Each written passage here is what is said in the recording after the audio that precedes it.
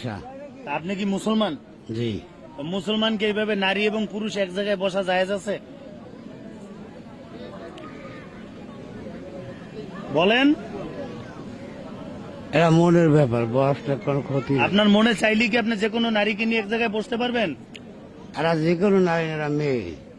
হ্যাঁ, মেয়ে নিজের জন্মদাতা মেয়েও যদি হয়, তার বয়স যদি 18+ হয়, অর্থাৎ সে সাবালিকা হয়, তার কি বাবার কাছে এইভাবে বসা জায়েজ আছে? আমি দূরেরটা বাদ দিলাম, কাছেরটা বলেন। বসায় কোনো ক্ষতি নেই।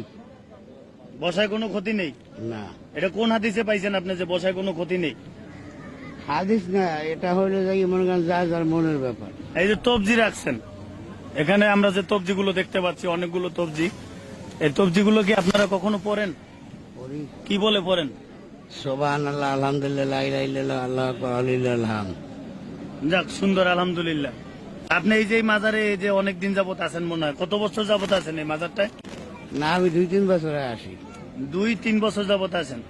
তা আপনি আমাদের এই যে হযরত শাহ রাদিয়াল্লাহু বগদাদি, ওনার কোনো সাইনবোর্ডে নাই যে উনি কি কখনো বলছে যে এইভাবে মোম জ্বালাইয়া এইভাবে এরকম মানুষজন নিয়ে বইসা এবং নারী পুরুষ এক জায়গায় হইয়া তোমরা আসর বসাইও বা ই করে, এই ধরনের কোনো উনি কি পূজারি করতে বলছে কখনো?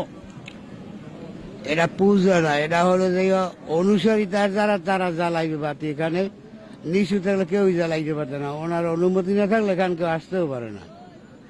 কথাটা বুঝতে পারছেন? ওনার অনুমতি না থাকলে কেউ আসতেও পারে না। তাহলে ওনার অনুমতি নিয়ে আপনারা আসছেন? হযরত আমরা জানো ওনাদের সৃষ্টিয়া তরিকার অনুসারী, তাহলে ওনাদের অনুসারী হইয়াই আসছি আমরা। সৃষ্টিয়া কে? শাহ আলী বাবা রহমতুল্লাহ, উনিও সৃষ্টিয়া তরিকা। উনি সৃষ্টিয়া তরিকায় ছিলেন?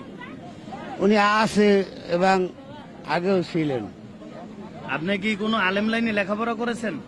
না, আলেম লাইনে কোনো লেখাপড়া করেননি আপনি? না। আপনার ধর্মজ্ঞান আছে কতদূর?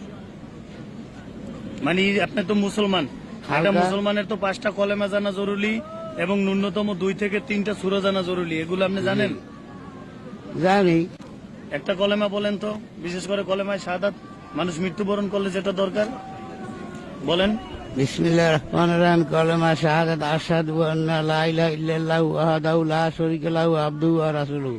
মাঝের বাকি ঢুকে বলবে কলেমায় শাহাদাত আশহাদু আল্লা ইলাহা ইল্লাল্লাহু ওয়াহদাহু লা শারীকা লাহু ওয়াহদাহু আন্না, এরপর যে মুহাম্মাদান এ ঢুকে বলবে। এই যেগুলো করেন এগুলো কি ঠিক?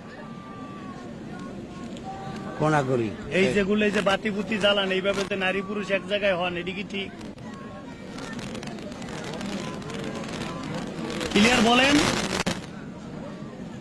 আপনাদের কারণে যুব সমাজ আজকে জঙ্গি হচ্ছে, ধ্বংসের মুখে যাচ্ছে, বোম ফাটাচ্ছে। আমাদের কারণ। জি। আমাদের এলাকার লোক কোনো জঙ্গিতে নাই। কেমনে না থাকলো? এর একটা অস্ত্র, এটা দেশি অস্ত্র। আপনি এই মুহূর্তে আল্লাহ না করে একজনের সঙ্গে তর্কাতর্কি লাগলে দেখি আঙ্কেল একটু বাজান, এটা দিয়ে যদি কাউকে আঘাত করে, আপনার আসরে বসছে উনি, এটা দিয়ে যদি কাউকে আঘাত করে উনি বাঁচবে? কোনো পাগল কাউকে আঘাত করে না। উনি নিজেই তো স্বীকার করছে যে আমি পাগলের বেশে, আমি পাগল না। উনি স্বীকার করছেন। না, আর একজন পাগলের কি এটা দরকার আছে? এটা যারা ডিফেন্সে চাকরি করে তাদের জন্য সরকার অস্ত্র দিয়েছেন। এ ধরনের অসুধি কোনো পাগল আঘাত করছে আমার জীবনে আমি শুনি না। আপনি শুনছেন যে কোনো পাগল মানুষ মারছে? আঘাত আসছে বিদায় বলছি। আমরা আর একটা নিউজ কভারে গেছিলাম, আমার ক্যামেরা পার্সনের উপরে হামলা হয়েছিল, ইভেন সেখানে 3 জন গ্রেপ্তারও হয়েছে। বুঝতে পারছেন? আমি শুনি না যে কোনো পাগল কাউকে আঘাত করছে। পাগল আঘাত করে নাই, কিন্তু এই যে পাগলের বেশে যারা চলছে তারা তো আঘাত করতে পারে। তো আপনি কি মনে করেন যেগুলো ব্যবহার করা নিষিদ্ধ করা উচিত কিনা বলেন? আপনি যেটাই করেন সেটা আমার বিষয় না। এই জাতীয় অস্ত্রর কাছে রাখাটা কি, এগুলো বন্ধ করা দরকার কিনা? সবাই তো আর রাখে না, ওনরা রাখে। কথাটা বুঝতে এটার পারছেন? বদলে একটা লাঠি রাখা যায় না? যায়। তো সেটা বলেন, লাঠি রাখতে বলেন। এখন ওনার গুরু ওনাকে দিয়েছে। কথাটা বুঝতে পারছেন? গুরুকে? উনি যার কাছে শিক্ষা নিয়েছে, এই ধর্ম সম্পর্কে আইডিয়া নিয়েছে, এই ওনার গুরু।